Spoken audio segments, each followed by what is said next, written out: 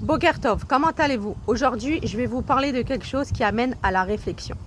Dieu a créé ce monde et dans ce monde, il a décidé de créer des êtres humains.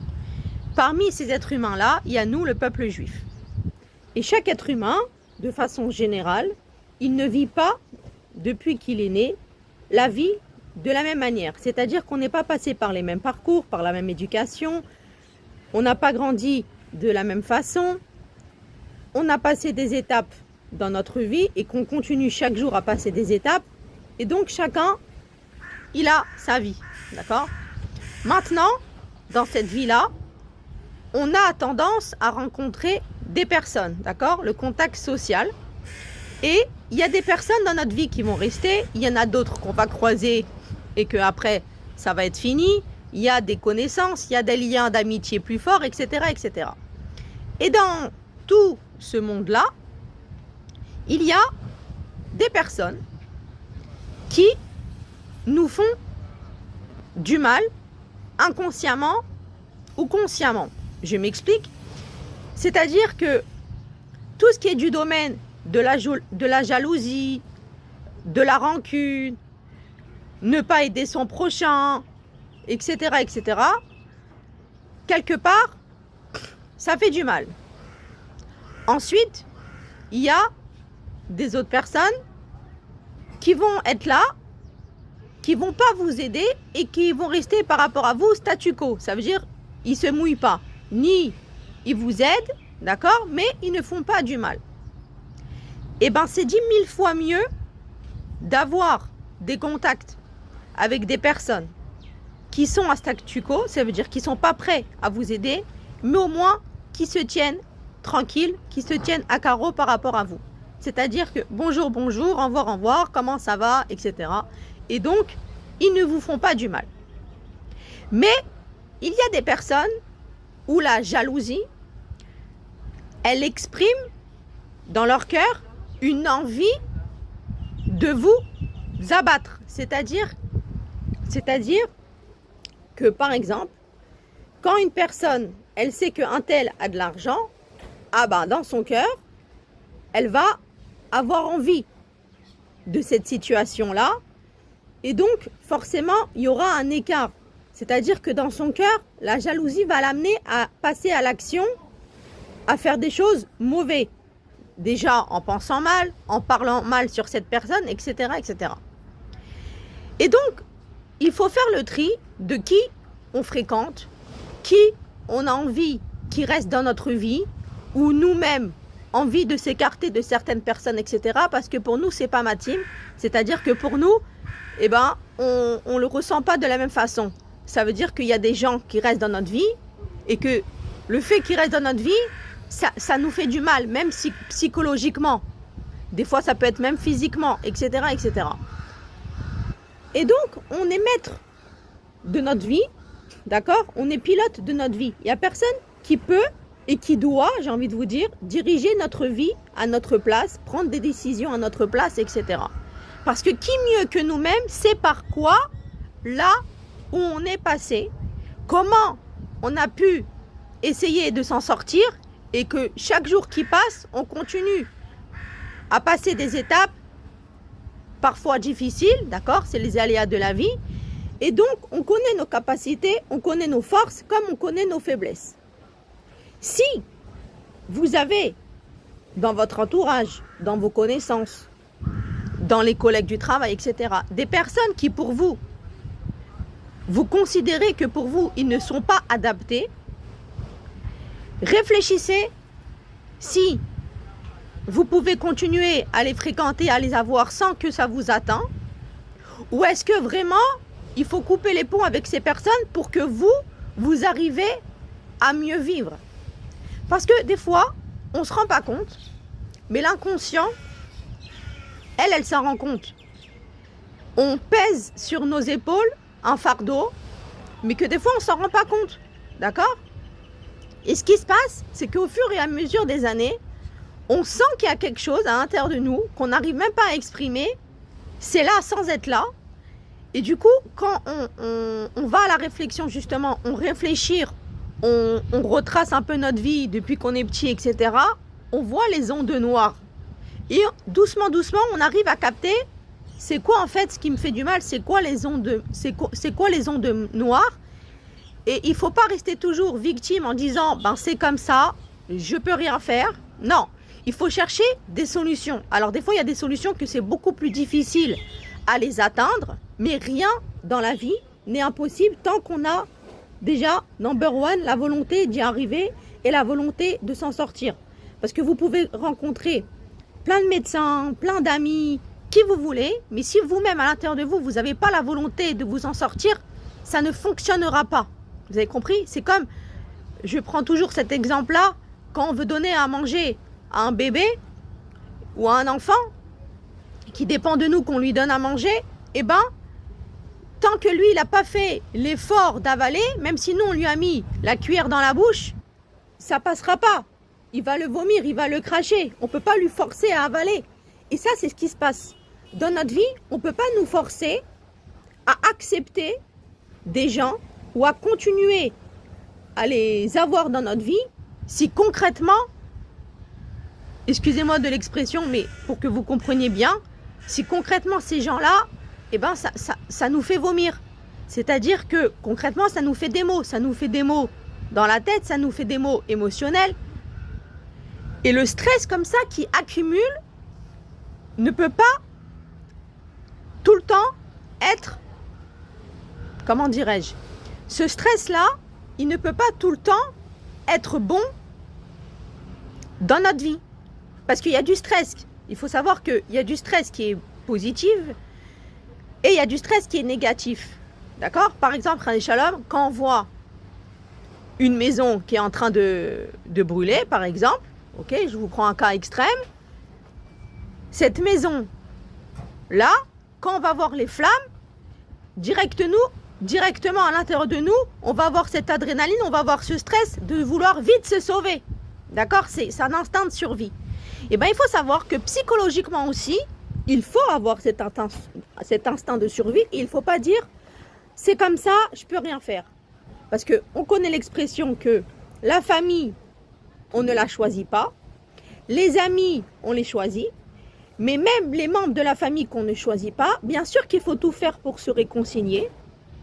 Bien sûr qu'il faut chercher à communiquer pour savoir il est où le problème, etc., etc. Mais quand vous avez essayé ça, une fois, 2 fois, 20 fois, 30 fois, et vous voyez que ça ne passe pas, à un moment donné, il faut prendre une décision.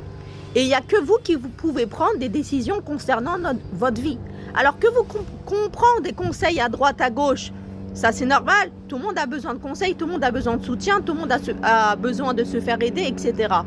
Mais quand il s'agit d'arriver à l'étape finale, de prendre une décision, attendez, j'attends que l'avion, elle passe. Donc quand il s'agit d'arriver à l'étape finale et de prendre une décision, il n'y a que vous qui pouvez prendre cette décision-là. Mais il faut être mature et capable de prendre une décision. Alors en tant qu'être humain, on fait des erreurs. Et grâce aux erreurs, on grandit. Donc c'est pas grave. Et on a besoin des fois de prendre des mauvaises erreurs. Alors on ne sait pas tout de suite que c'est la mauvaise erreur qu'on a prise, d'accord? C'est au fur et à mesure de la vie qu'on se rend compte des choses, etc. Mais si on voit qu'on a pris un chemin, parce qu'au début on pensait que c'était bon pour nous, et qu'après on se rend compte que c'est pas bon, il faut savoir bifurquer, d'accord? C'est comme quand on est dans un bateau, le capitaine, il a sa boussole, etc. Il suit son derrière, ici son chemin, et à un moment donné, pour X raisons, peut-être il se rend compte qu'il s'est trompé ou il y a un meilleur chemin à prendre et donc il va le prendre. D'accord? Comme on est en voiture avec un GPS, des fois il y a les embouteillages, il nous propose de prendre un autre chemin, etc., etc. Elle est là l'idée.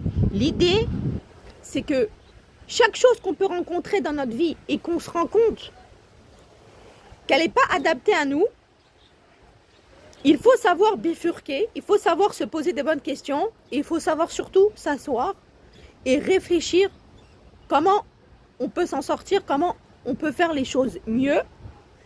Et si il y a vraiment quelque chose que c'est en nous, c'est dans notre vie et qu'on ne peut pas s'en séparer, alors comment faire pour que cette chose-là, elle m'atteint pas? Vous avez compris? Elle est là l'idée.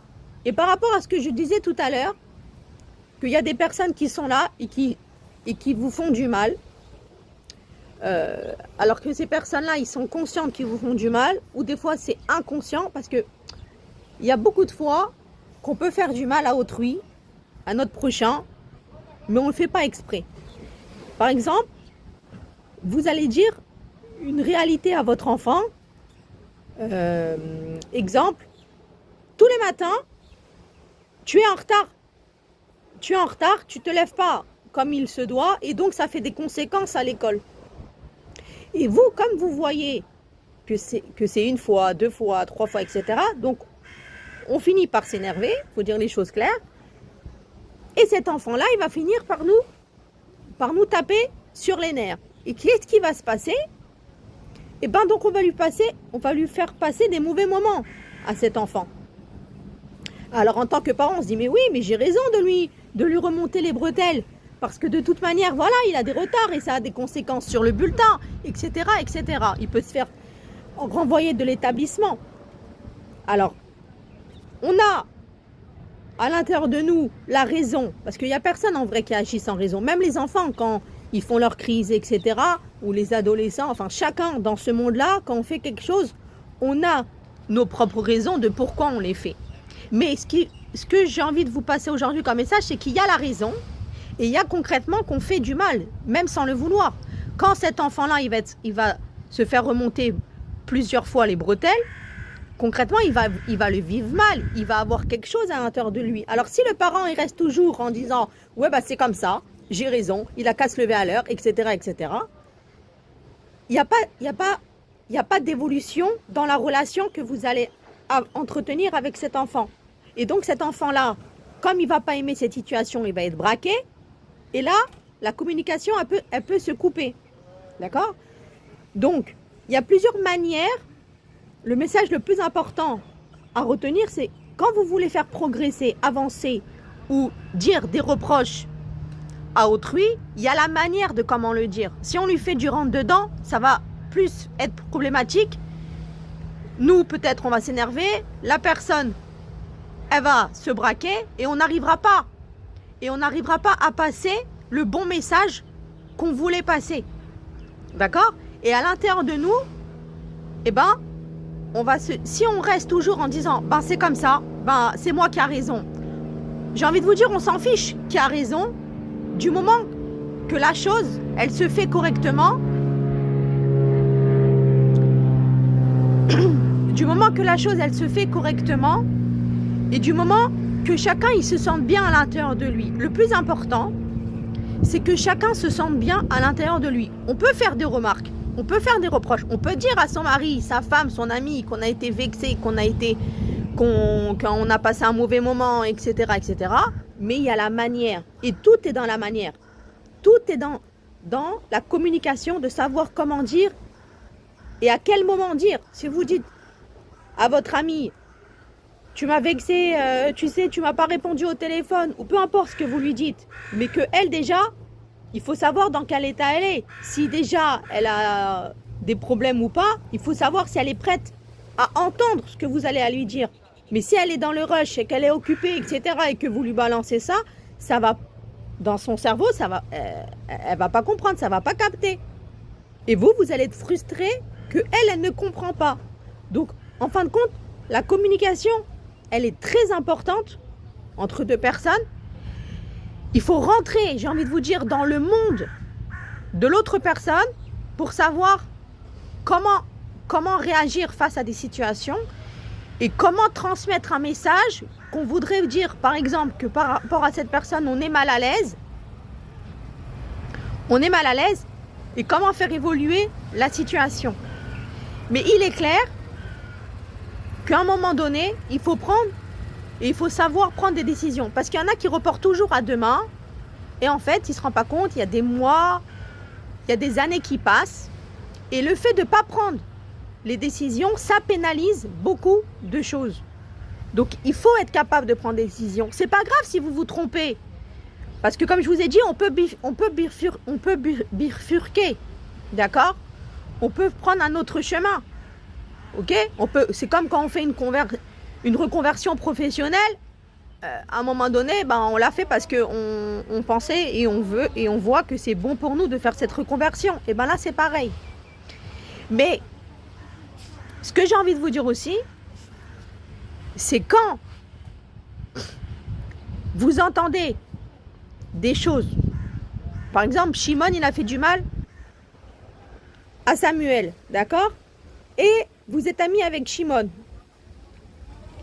Et Shimon, il vous explique pourquoi il a fait du mal à Samuel. Et vous dites, ah ouais, c'est pas vrai, t'as eu raison, etc., etc. Mais vous n'allez pas entendre la version de Samuel. La version de Samuel, vous ne l'entendez pas. D'accord? Vous êtes du parti de Shimon parce que c'est votre ami. Ce qui va se passer, ça se peut que la vie de Samuel, par rapport à ça, elle va être polluée. Ça s'appelle le Lachon Hara, le mot Tishem-Ra, parler mal sur autrui. Tant qu'on n'a pas entendu les deux versions, on peut pas se poser. On ne peut pas se contenter d'une version. Il faut connaître les deux versions. Parce que malheureusement, il y a des personnes qui font en sorte que vous avez un mauvais nom, que vous avez une mauvaise réputation. Et pour arrêter ces personnes-là, il faut être capable d'aller voir les gens qui ont eu dans leur oreille des choses mauvaises qui ont été dites sur nous et de remettre les choses au carré, de remettre les choses à sa place. Donc tant qu'on n'a pas entendu les deux versions, c'est pas possible de traiter un sujet et de croire qui que ce soit. D'accord? Il faut connaître les deux versions parce qu'il y a des détails qu'on ne vous dit pas, vous n'étiez pas dans la situation, il y a beaucoup de choses à prendre en compte. Mais ce qui est sûr, c'est que c'est 10 fois mieux d'avoir une personne qui ne vous aide pas, mais qui ne vous fait pas du mal, que d'avoir une personne qui est dans vos relations, dans votre entourage, enfin dans votre vie, mais non seulement elle ne vous aide pas, mais elle vous casse. Est-ce que chaque personne ici dans ce monde, il aime être cassé, il aime être jugé? Non, alors tout ce qu'on n'aime pas qu'on nous fasse à nous, on ne le fait pas aux autres. Ça, c'est très important. Donc c'est pour ça que je vous ai dit, ça amène à la réflexion parce qu'il faut savoir trier. Il faut savoir se calmer. Alors je sais que tout le monde court, que la vie, elle nous amène à passer au-dessus de plein de choses et qu'on a des horaires de travail et qu'il y a l'éducation et qu'il y a le shalom bayit et que chacun il a ses problèmes déjà à régler personnels. Après, il y a le stress et les problèmes sans qu'on le veuille qui viennent de l'extérieur et qu'on doit gérer et traiter. Mais pour essayer d'être bien, on va dire, dans tout ce pataquès, dans tout ce monde, etc., pour avoir une meilleure vie, il faut prendre des décisions. Il ne faut pas avoir peur de bifurquer, d'accord, de changer de chemin quand à un moment donné, ça ne va pas. Il faut faire attention à la manière qu'on s'exprime pour faire passer des messages à autrui, d'accord? Parce que concrètement, des fois, vraiment, on peut faire du mal, mais vraiment sans faire exprès. Et on peut aussi faire du mal consciemment. Et ça, c'est un autre sujet, ça, c'est encore plus problématique. Mais déjà, essayons de rester cordial avec l'autre. On n'est pas capable d'aider, baisser d'air, on n'aide pas. Mais alors au moins, qu'on reste à sa place et qu'on ne fait pas du mal. Voilà, ça c'était ce que j'avais envie de vous dire aujourd'hui, la petite réflexion du jour. Et on se retrouve normalement cette semaine, ou par vidéo ou par audio, parce que cette semaine, jeudi, c'est Chav Bet Shvat, le 22 Shvat. C'est la Iloula de la rabbinite Chaya Mushka, la femme du rabbi de Lubavitch. Et il y a beaucoup de choses à dire sur cette grande tzadékette. Je vous embrasse, des bonnes nouvelles, portez-vous bien. Et comme d'habitude, je suis joignable. Si vous avez des questions, n'hésitez pas. Kol Tuv, Be'atzlacha.